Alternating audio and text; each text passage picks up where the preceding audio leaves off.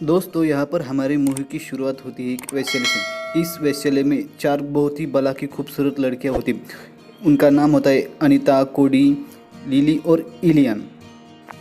इन चारों लड़कियों का वेश्यावृत्ति का काम बहुत ही अच्छे तरीके से चल रहा होता है और यहाँ पर कुछ बाहर लोग वेश्यावृत्ति के खिलाफ निदर्शन करते हुए आते हैं। और यहाँ पर अनीता एक कस्टमर को लेकर अंदर जाती है, पर वो कस्टमर उसे किस करने की कोशिश करता है और वो भागकर बाहर आ जाती है और कोडी को इसके बारे में बताती और वो किसी को किस नहीं करना चाहती। कोडी उससे समझाती है और उसे ये करने से रोकती है, पर ये सन की बुढ़ा नहीं मानता और कोडी कोई गाली देने लगता है और उसे डराने के लिए अपनी रिवॉल्वर निकालता है, पर कोडी अपनी रिवॉल्वर लगाकर उसे गोली मारती है और बुढ़ा वहीं पे मर जाता है। इसी की वजह से कोडी को फांसी की सज़ा सुना दी जाती है। उस टाउन का प्रिंस कोडी को बहुत भली भली गालियाँ देता है और उसे कहता है कि तूने यौन संबंधित इस गांव में बहुत सारी बीमारियां फैला दी हैं, और उस गांव के सभी लोग कोडी के लिए प्रेयर करना स्टार्ट कर देते हैं। पर उतने में ही वहाँ पर अनीता बसंती की तरह तांगा लेकर आ जाते हैं और इन भीड़ में से कोडी को उठा कर ले जाते हैं। वो सब जंगल में चली जाती है। वहाँ पे उसके पति की कब्र होती है। उस कब्र पर बैठकर वो बताती है कि मैं अपने पति से बहुत ही बेइंतहा प्यार करती थी, इसलिए मैं अपने ओठों का चुंबन किसी और को नहीं दे सकती। इधर उस मरे हुए आदमी के विधवा ने पिंगटन जासूसों को उन लड़कियों को पकड़ने का और उन्हें मारने की सुपारी दे दी होती। लड़की यहाँ पर रात में सांपों का डिनर करती और अनीता उसे बताती कि वो किस तरह उसके पति की डेथ हो गई थी और उस पति ने उसके लिए कुछ ज़मीन छोड़ी रखी उनके फ्यूचर के लिए। अब उस ज़मीन पर यह अनीता एक सैलून और एक स्पा खोलना चाहती है, जिसकी वजह से वो लाइफ में सेट हो जाए। कोडी उसे बताती है कि उसके लिए हमें पैसे लगेंगे, पर कोई चिंता नहीं, मेरे पास कुछ सेविंग है। आगे मूवी में वह पिंगटन जासूस उन लड़कियों का आता पता करते करते उस मरे हुए पति के कब्र पर आ जाते हैं और वहाँ पे उनके बारे में सुराग ढूंढने की कोशिश करते हैं। यहाँ पर ये लड़कियाँ बहुत ही सेक्स की लुक के साथ तालाब में तैर रही होती है। एक आदमी उन्हें चुपके से देखता है। कोडी उसके पास गन लेकर चली जाती है। कोडी उस आदमी का गन पॉइंट पर पकड़कर उससे पूछती है नाम। वो अपना नाम मैकॉय बताता है और वो कोडी को एक पर्चा दिखा जिसमें इनके फ़ोटो लगे होते हैं वांटेड लिस्ट में, और वो साथ में ये भी कहते हैं वो जासूस तुम्हारा पीछा कर रहे हैं, और साथ में बोलता है पहले तुम कपड़े पहन लो। कोडी उसके सामने विदाउट कपड़े के ही चली जाती है और कोडी सबको कहते हैं हमें ये जगह छोड़नी होगी। आगे मूवी में यह सब लड़कियां उस बैंक में जाती है जिस बैंक में कोडी का अकाउंट था। वहाँ पे इलिन एक बूढ़े आदमी से फ्लर्ट करना स्टार्ट कर देती है। यह सब देखकर साथ में बैठी लिली उसे कहती है तुम्हें अब फिर से वेश्या बनने की ज़रूरत नहीं है इस खुसट बूढ़े के लिए। यह सुनकर वो बूढ़ा इन दोनों को गाली देकर वहाँ से चला जाता है।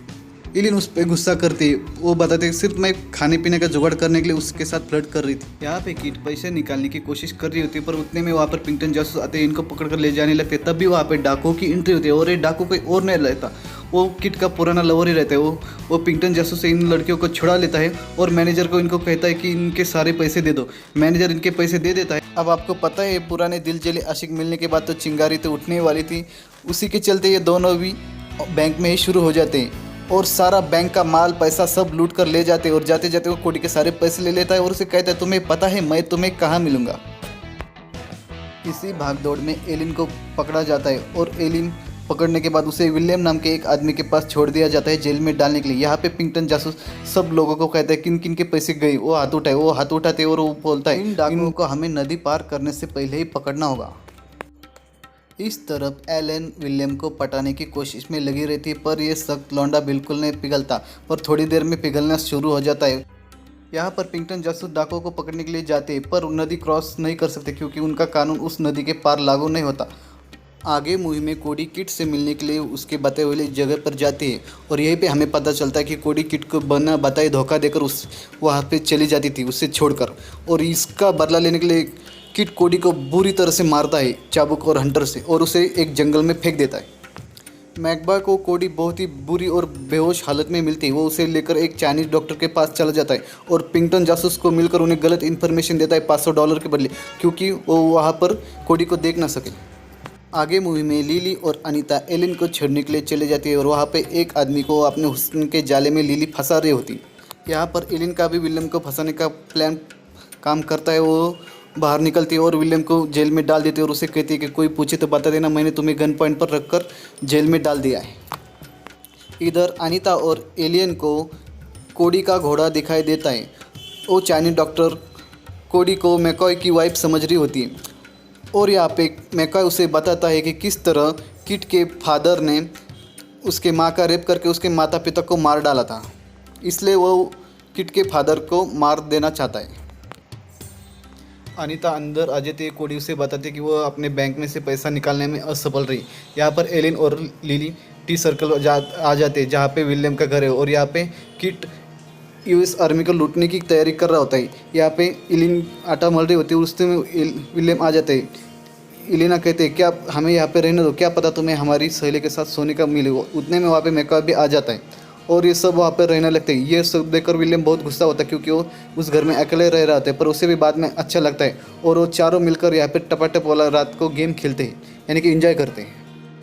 किट यहाँ पर यूएस आर्मी को लूटकर उनकी गन चुरा लेता है। कोडी यहाँ पर किट को लूटने का प्लान बना लेती है। किट यहाँ पर यूएस आर्मी को नंगा नचा रहा होता है, तभी सभी उस पर फायरिंग करते हैं और उतने में विलियम को एक गोली लग जाती है हाथ पे। यहाँ पर अनीता बग्गी सहित सारी गन चुरा कर ले जाती है। वहाँ पर मैकॉय फ्रैंक को गोली मार देता है। कोडी लिली को भागने का इशारा करती है, पर यह किट देखता है और उसे चाबुक से पकड़ लेता है। यहाँ पर मैकॉय फ्रैंक को गन पॉइंट पर रखकर उसे बताता है कि किस तरह से तूने मेरे माँ बाप को मारा था, और उसे गोली मारने वाला था। उतने में कोडी वहाँ पर आ जाती और वो बताती कि लिली का उसने अपहरण कर लिया है, हम फ्रैंक के बदले लिली का सौदा करेंगे। यहाँ पर किट और किट का ग्रुप यह सोचता है कि कोई बात नहीं, वो लिली के बदले उस गन और उसके पिता फ्रैंक को ज़रूर छुड़ा लेंगे। आगे मूवी में एक ट्विस्ट आता है। फ्रैंक अनीता को पानी पीने के बहाने उसे बताता है कि मैंने तुम्हारे प्लान के बारे में सब सुना है, कोडी ने मुझे सब बता दिया है, और तुम्हारी एक ऑरेगन में एक ज़मीन है, और पर मैंने आज तक ऐसा नहीं सुना है कि किसी भी मरे हुए आदमी के औरत को उस ज़मीन पर अधिकार यहाँ पे नहीं मिलता हमारे कानून में। पर अनीता कैसे कहती है कि यह सब सच नहीं हो, और इसका सच और झूठ का पता लगाने के लिए वो शहर में एक वकील के पास जाती है और उसको अपनी केस बताती है, पर वकील उसे वही चीज़ बताता है। इसके वजह से अनीता बहुत ही निराश और हताश हो जाती। अनीता वकील को अपनी आप बीती बताने लगती थी। वो बताती कि जब मैं शादीशुदा थी तब भी मैं कुछ काम की नहीं थी, अब मैं विधवा फिर भी कुछ काम की नहीं, पर हाँ जब मैं वेश्या थी तब मेरी थोड़ी बहुत वैल्यू थी। यह बोलकर वो गुस्से से जाने लगती है। वकील कहते हैं कि तुम्हें मेरी सलाह के पैसे देनोगे। वो वकील के मुंह पर कुछ पैसे फेंक कर मारती है और बोलती है कीप द चेंज। यहाँ पर फ्रैंक और मैकॉय में अनबन हो जाती है। फ्रैंक उसके माँ के बारे में कुछ भी आना बोलने लगता है, वो उसे गोली मार देती है। वहाँ पे कोडी भी आ जाती है और कोडी सब समझ जाती है, और कोडी उसे कहती है अब हम लिली का सौदा नहीं कर सकते, और गुस्सा होकर उसे मैकॉय को वहाँ से जाने के लिए कहती है, और मैकॉय वहाँ से चला जाता है। अनीता शहर से वापस आ जाती है। उन्हें बताती कि अब वो उस ज़मीन पर नहीं ताबा कर सकती क्योंकि उसका पति अब इस दुनिया में नहीं है। एलिन उसे गन थमा देती है और वो समझ जाती है कि अब उनके पास एक ही काम बचा है, लिली को किट के कब्जे से छुड़ाना। सारे डाकू मिलकर लिली का मजा ले रहे होते हैं।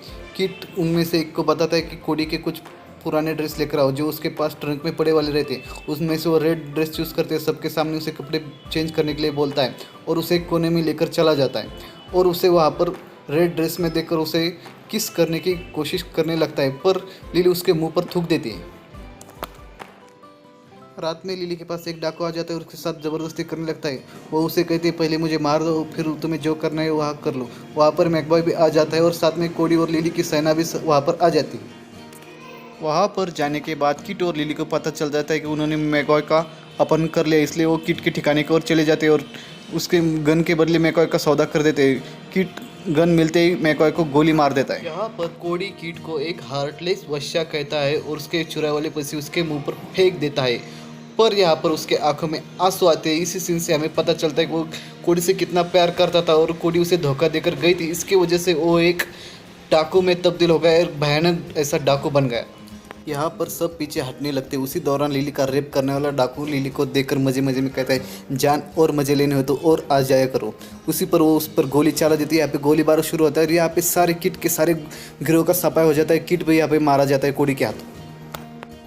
शूट आउट के बाद एलिन विलियम से शादी कर लेती है और वहीं पे सेटल हो जाती है। कोडी अनीता और लिली जीवन के एक नए सफर की ओर चले जाते हैं और वो रास्ते में जाते जाते पिंगटन जासूसों के आगे भी निकल चले जाते हैं, जिसकी वजह से वो उन्हें दिखाई नहीं देते और हमारी मूवी यहीं पर ख़त्म हो जाती है। तो